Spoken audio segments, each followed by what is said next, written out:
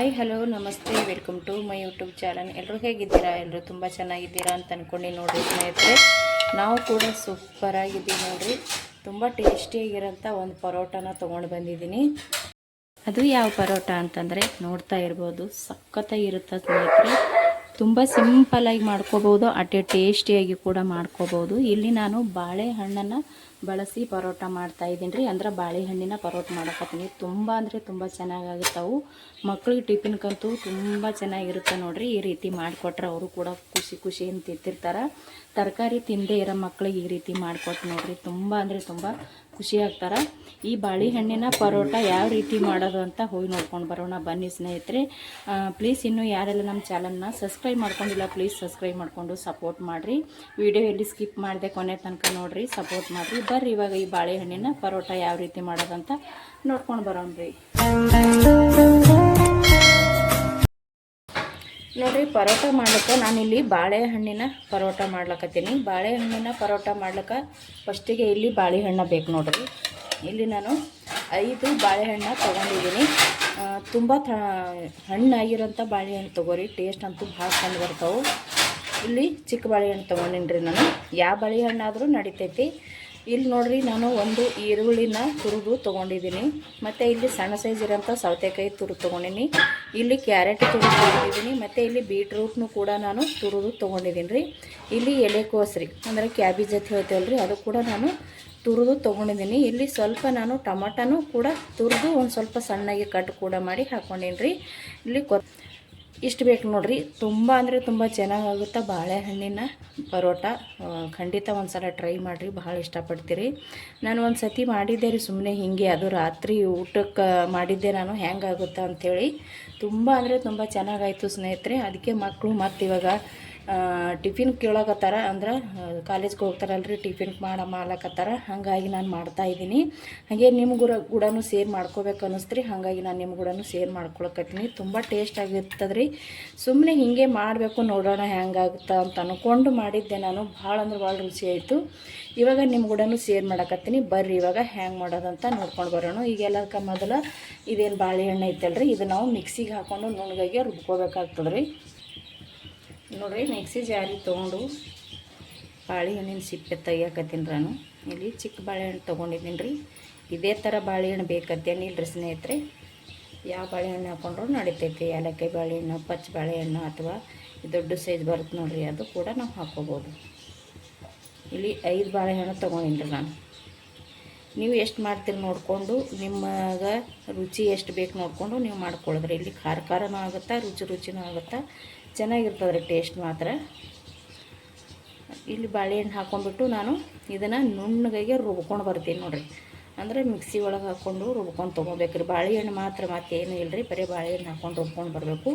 ನೀರದೇನು ಹಾಕಂಗಿಲ್ಲ ರೀ, ಹಾಗೇನೆ ರುಬ್ಬಿದ್ರೆ ನೈಸಾಗಿಬಿಡ್ತದೆ ಇದು. ನೋಡಿರಿ, 5 ಬಾಳೆಹಣ್ಣು ಹಾಕ್ಕೊಂಡಿದ್ದೀನಿ. ಇದು ನಾನು ನುಣ್ಣಗೆ ಪೇಸ್ಟ್ ಮಾಡ್ಕೊಂಡು ತೊಗೊಂಬರ್ತೀನಿ ನೋಡಿರಿ. ನಾನಿಲ್ಲಿ ಬಾಳೆಹಣ್ಣನ್ನು ಈ ರೀತಿ ರುಬ್ಕೊಂಡು ತೊಗೊಂಡು ಬಂದೆ ನೋಡಿ ಸ್ನೇಹಿತರೆ. ಬೇಗ ಸಣ್ಣ ಆಗಿಬಿಡ್ತದೆ ರೀ ಇದು.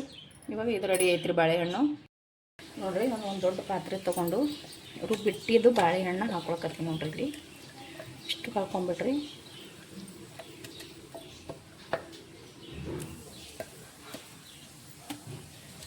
ಇಷ್ಟು ಬಾಳೆಹಣ್ಣು ರುಬ್ಕೊಂಡು ತಂದಿರೋಂಥ ಬಾಳೆಹಣ್ಣು ಹಾಕ್ಕೊಂಡಿರಿ. ಇವಾಗ ಇಲ್ಲಿ ತೊಗೊಂಡಿರುವಂಥ ಎಲ್ಲ ತರಕಾರಿನೂ ಹಾಕ್ಕೊಂಬಿಡಮತ್ರಿ. ಕ್ಯಾರೆಟ್ ಆಗಿರ್ಬೋದು ನೋಡಿ, ಕ್ಯಾರೆಟ್ ಹಾಕ್ಕೊಂಡಿದ್ದೀನಿ. ಮೂಲಂಗಿ ನೋಡಿರಿ, ಕ್ಯಾಬೇಜ್, ಕೊತ್ತಂಬರಿ, ಸೌತೆಕಾಯಿ, 1 ಈರುಳ್ಳಿ ಹೆಚ್ಚಿ ತೊಗೊಂಡಿದ್ದೀನಿ ರೀ. ಇಲ್ಲಿ ಟೊಮೊಟಾನು ಕೂಡ ನಾನು ಒಂದು ಅರ್ಧ ಹೆಚ್ಚಿದ್ದೆ, ಒಂದು ಅರ್ಧ ಸಣ್ಣ ಕಟ್ ಮಾಡಿ ತೊಗೊಂಡಿದ್ದೀನಿ ರೀ. ಇಷ್ಟನ್ನು ನಾನು ಹಾಕ್ಕೊಂಡೆ. ಇವಾಗ ಇದಕ್ಕೆ ಹಿಟ್ಟು ಸೇರ್ಸಮತ್ರಿ. ನೋಡಿರಿ, ಇಲ್ಲಿ ನಾನು ಕಸ್ತೂರಿ ಗೋಧಿ ಹಿಟ್ಟಿನ ಪ್ಯಾಕೆಟ್ ತೊಗೊಂಡಿದ್ದೀನಿ. ಇದು ಒಂದು ಅರ್ಧ kg ಐತ್ರಿ. ಇಲ್ಲಿ ನೀವು ಎಷ್ಟು ಮಾಡ್ತೀರಿ ನೋಡಿಕೊಂಡು ಬಳಸ್ಕೋಬೋದು ರೀ. ಜಾಸ್ತಿ ಬೇಕಂದ್ರೆ ಜಾಸ್ತಿ ಇದ್ರಾಗ ತರಕಾರಿ ಹಾಕ್ಕೋಬೋದು, ಕಡಿಮೆ ಬೇಕಂದ್ರೆ ಕಡಿಮೆನೂ ಕೂಡ ಹಾಕ್ಕೋಬೋದು ರೀ. ನಾನಿಲ್ಲಿ ಒಂದು ಅರ್ಧ kg ಆಗೋಷ್ಟು ತೊಗೊಂಡಿದ್ದೀನಿ. ಇಲ್ಲಿ ನಾನು ಮೊದಲು ಫಸ್ಟಿಗೆ ಸೋಸ್ಕೊಳ್ಳೋಣ. ತುಂಬ ಕ್ಲೀನ್ ಇರ್ತದೆ ರೀ ಇದು ಗೋಧಿ ಹಿಟ್ಟ, ಆದರೂ ಕೂಡ ಒಂದು ಸತಿ ನಾವು ಸೋಸ್ಕೊಂಡು ಹಾಕ್ಕೊಂಡ್ರೆ ಚೆನ್ನಾಗಿರುತ್ತೆ ಅಂದ್ಬಿಟ್ಟು ನಾನಿಲ್ಲಿ ಜಲ್ದಿ ಬಿಡ್ಕೊಳ್ತೀನಿ. ಇದನ್ನು ಈ ರೀತಿ ಸೋಸ್ಕೊಂಡು ತೊಗೊಳ್ತೀವಿ ನೋಡಿ. ಹಿಟ್ಟೆಲ್ಲ ತುಂಬ ಕ್ಲೀನೇ ಇರುತ್ತೆ, ಏನಿರೋದಿಲ್ಲ. ಆದರೂ ಒಂದು ಸತಿ ನಾವು ಇದನ್ನು ಚಾಳಿಸ್ಕೊಡ್ತೀವಿ. ಇದಕ್ಕೆ ನಾವು ನೀರು ಹಾಕೊಳಕ್ಕೆ ಹೋಗಬಾರ್ದು ರೀ ಸ್ನೇಹಿತರೆ, ಹಾಗೇ ಮಿಕ್ಸ್ ಮಾಡ್ಕೊಳ್ಳೋಮ್ರಿ. ಅದಕ್ಕೆ ಮಿಕ್ಸ್ ಮಾಡ್ಕೊಳ್ಳೋಕ್ಕಿಂತ ಮೊದಲ ಇದಕ್ಕೆ ಖಾರ ಉಪ್ಪು ಸೇರ್ಸಮಂತ್ರಿ. ಇದಕ್ಕೆ ನಾನು ಹಸಿಮೆಣ್ಸಿನ್ಕಾಯಿ ಹಾಕ್ಕೊಂಡಿಲ್ರಿ, ಅಚ್ಚು ಖಾರದ ಪುಡಿ ಹಾಕೊಳ್ಕತ್ತೀನಿ. ಖಾರ ಜಾಸ್ತಿ ಬೇಕನ್ನೋರು ನೀವು ಜಾಸ್ತಿ ಸೇರಿಸ್ಕೊಂಡು ಕೂಡ ಮಾಡ್ಕೋಬೋದು ನೋಡಿರಿ. ನಾನು ಸ್ವಲ್ಪ ಜಾಸ್ತಿ ಹಾಕ್ಕೊಂಡೆ, ಚೆನ್ನಾಗಿರುತ್ತೆ ರೀ ಟೇಸ್ಟ್ ಮಾತ್ರ. ಅದಕ್ಕೆ ಇಲ್ಲಿ ನಾನು ಒಂದು ಅರ್ಧ ಚಮಚದಷ್ಟು ಮ್ಯಾಗಿ ಮಸಾಲಾನ ಹಾಕ್ಕೊಳಕತ್ತೀನಿ ರೀ. ಅದ್ಭುತ ಟೇಸ್ಟ್ ಕೊಡುತ್ತಾ ಇದು. ರುಚಿಗೆ ತಕ್ಕಷ್ಟು ನೋಡಿಕೊಂಡು ಉಪ್ಪನ್ನ ಸೇರಿಸ್ಕೊಳ್ಳೋದ್ರಿ. ಮ್ಯಾಗಿ ಮಸಾಲ ನಿಮಗೆ ಇಷ್ಟ ಇಲ್ಲ ಅಂದ್ರೆ ನೀವು ಸ್ಕಿಪ್ ಮಾಡ್ಕೋಬೋದು, ಹಾಕೊಳ್ಳೇಬೇಕತ್ತಲ್ರಿ. ಟೇಸ್ಟ್ ಮಾತ್ರ ಚೆನ್ನಾಗಿರುತ್ತೆ, ಅದಕ್ಕೆ ನಾನು ಸ್ವಲ್ಪ ಸೇರಿಸಿದ್ದೀನಿ. ಇಲ್ಲಿ ರುಚಿಗೆ ನೋಡಿಕೊಂಡು ಉಪ್ಪು ಹಾಕ್ಕೊಂಡಿದ್ದೀನಿ. ಇವಾಗ ನಾವು ಫಸ್ಟಿಗೆ ನೀರನ್ನ ಹಾಕ್ಲಾರ್ದೇ ಮಿಕ್ಸ್ ಮಾಡ್ಕೋಬೇಕಾಗ್ತದೆ ರೀ. ಯಾಕಂದ್ರೆ ತರಕಾರಿ ಬಾಳೆಹಣ್ಣಿದ್ರೊಳಗೇ ನಾವು ಇದನ್ನು ರೆಡಿ ಮಾಡ್ಕೋಬೋದು. ಚೆನ್ನಾಗಿ ಕಲಿಸ್ಕೊಂಡು, ಒಂದು ವೇಳೆ ನಿಮ್ಗೆ ಇಲ್ಲಿ ನೀರು ಬೇಕು ಅಂತ ಅನಿಸಿದ್ರೆ ಸ್ವಲ್ಪ ನೀರು ಹಾಕ್ಕೊಂಡು ಕಲಿಸ್ಕೋಬೇಕು ರೀ. ಅಥವಾ ಒಂದು ವೇಳೆ ಬರೀ ತರಕಾರಿ ಬಾಳೆಹಣ್ಣು ಹಾಕ್ಕೊಂಡೇ ನಮ್ಗೆ ಹಿಟ್ಟನ್ನು ಅಳಸಾಯ್ತಪ್ಪ ಅಂತಂದ್ರೆ ಸ್ವಲ್ಪ ಹಿಟ್ಟು ಸೇರಿಸ್ಕೊಂಡ್ಬಿಡೋದ್ರಿ ಅಷ್ಟೇ. ಇವಾಗ ಇದು ನಾನು ಸ್ವಲ್ಪ ನಾದಿ ತೊಗೋತೀನಿ ನೋಡಿರಿ. ಇವಾಗ ಸದ್ಯಕ್ಕೆ ನಾನು ಹಾಗೆ ಮಿಕ್ಸ್ ಮಾಡ್ಕೊತೀನಿ ರೀ. ನೀರು ಅದೇನು ಹಾಕ್ಕೊಳಂಗಿಲ್ಲ, ಯಾಕಂದ್ರೆ ನಾವು ಫಸ್ಟ್ ಚೆನ್ನಾಗಿ ಕಲಿಸ್ಕೋಬೇಕು ರೀ. ಇದನ್ನು ನಾವು ಚೆನ್ನಾಗಿ ಕಲಿಸ್ಕೊಂಡು ನಮಗೆ ನೀರು ಬೇಕು ಅಂದಾಗ ಮಾತ್ರ ನಾವು ಇದಕ್ಕೆ ನೀರನ್ನ ಸೇರಿಸ್ಕೋಬೇಕು ರೀ, ಇಲ್ಲಪ್ಪ ಅಂದ್ರೆ ಇಲ್ಲ. ಹಾಗಾಗಿ ಇಲ್ಲಿ ನಾವು ಫಸ್ಟ್ ಸ್ವಲ್ಪ ಮಿಕ್ಸ್ ಮಾಡ್ಕೊತೀನಿ ರೀ. ನೀರು ಬೇಕಪ್ಪ ಅಂದ್ರೆ ಒಂದು ಸ್ವಲ್ಪ ಹಾಕ್ಕೋತೀನಿ ರೀ. ನೋಡಿರಿ, ಇದಕ್ಕೆ ನನಗೆ ಸ್ವಲ್ಪ ನೀರು ಬೇಕು ರೀ. ಇವಾಗ ಸ್ವಲ್ಪ ಹಾಕ್ಕೋತೀನಿ ರೀ. ನೀರು ಜಾಸ್ತಿನೂ ಹಾಕ್ಕೊಳಕ್ಕೆ ಹೋಗ್ಬೇಡ್ರಿ, ಆಮೇಲೆ ಅಳಸಾಗಿಬಿಡ್ತದೆ.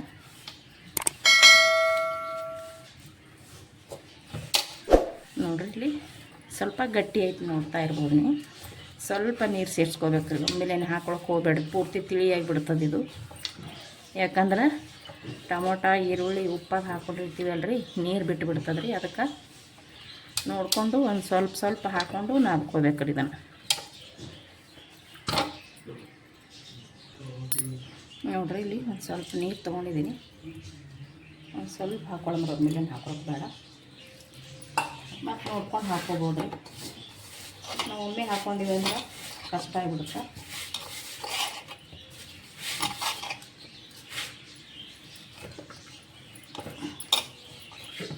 ನೋಡಿರಿ, ಈ ರೀತಿ ನಾವು ಚಪಾತಿ ಹಿಟ್ಟು ಕಲ್ಸ್ಕೊತೀವಿ ನೋಡಿರಿ, ಆ ರೀತಿ ಕಲ್ಸ್ಕೊಂಡ್ರೆ ಸಾಕು.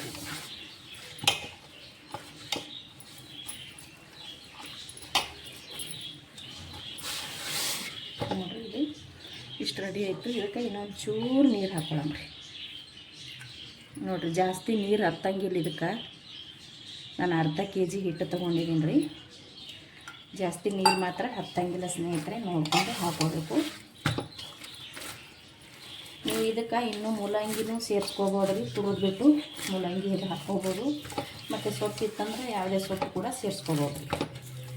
ಚೆನ್ನಾಗಿರುತ್ತೆ. ನಾವು ಇದಕ್ಕೆ ಎಷ್ಟು ತರಕಾರಿನ ಸೇರಿಸ್ಕೋತೀವಿ ಅಷ್ಟು ಚೆನ್ನಾಗಿ ಪರೋಟ ರೆಡಿ ಆಗುತ್ತೆ, ಅಷ್ಟು ಟೇಸ್ಟಿಯಾಗಿ ಬರುತ್ತೆ. ನೋಡಿರಿ, ಇದು ಇವಾಗ ಸಾಕ್ರಿ. ಇದಕ್ಕೆ ನೀರು ಅದು ಏನು ಹಾಕೋದೇನಿಲ್ಲ ರೀ. ಸ್ವಲ್ಪ ಎಣ್ಣೆ ಹಾಕ್ಕೊಂಡು ಮಿದ್ದಿ ತೊಗೋತೀನಿ ರೀ. ಇದಕ್ಕೆ ಸ್ವಲ್ಪ ಎಣ್ಣೆ ಹಾಕ್ಕೊಂಡು ಮಿದ್ದಿ ಒಂದು 5-10 ನಿಮಿಷ ಬಿಟ್ಟರೆ ಸಾಕ್ರಿ. ಯಾಕಂದ್ರೆ ನೆನಿಬೇಕಲ್ರಿ, ಚೆನ್ನಾಗಿ ನೆನಿತಪ್ಪ ಅಂದ್ರೆ ಚೆಂದ ಆಗ್ತಾವೆ. ಸ್ವಲ್ಪ ಎಣ್ಣೆ ಹಾಕ್ಕೊಳ್ಕತ್ತೀನಿ ರೀ.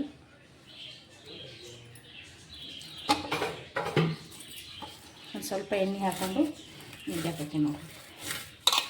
ಅಂದ್ರೆ ಕಲ್ಸ್ಕೊಳ್ಕತ್ತೀನಿ ರೀ ಹಿಟ್ಟು.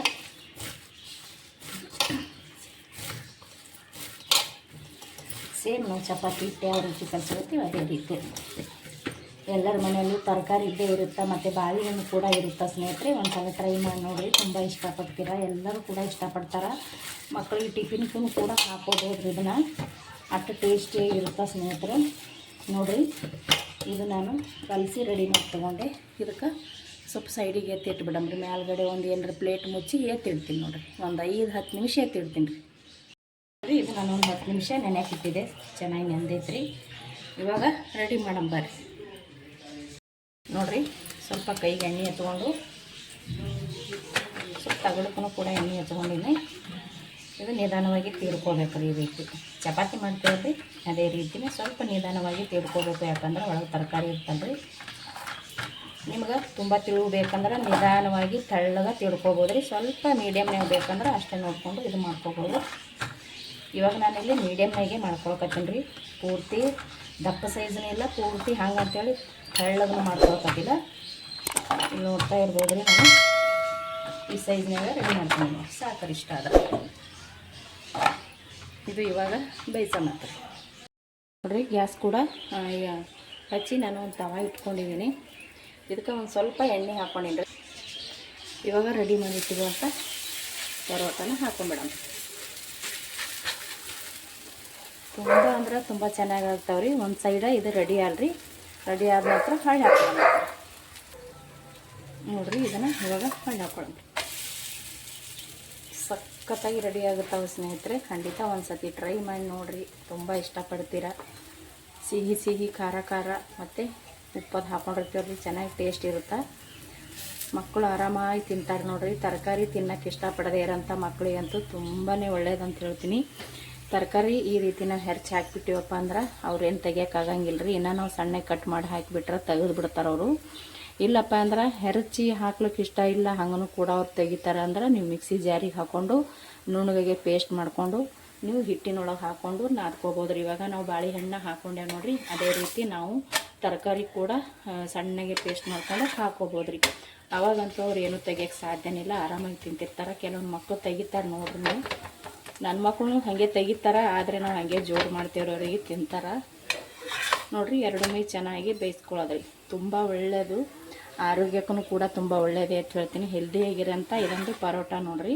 ಸೂಪರಾಗಿರುತ್ತೆ. ತರಕಾರಿ ಅದೆಲ್ಲ ಬಳಸಿ ಬಾಳೆಹಣ್ಣು ಬಳಸಿ ಮಾಡ್ತಾಯಿದ್ದೀವಿ ನೋಡಿರಿ. ಇದು ಎರಡು ಮೈ ನಾನು ಬೇಯಿಸ್ಕೊಂಡ ಇದೇ ಥರ ಎಲ್ಲನೂ ಸೇಮ್ ಚಪಾತಿ ಥರ ನಾವು ತೀಡೋದು. ಸ್ವಲ್ಪ ದಪ್ಪ ಅಂದ್ರೆ ನೋಡಿರಿ ಇಲ್ಲಿ ಈ ರೀತಿ ಮಾಡ್ಕೊಂಡೆ.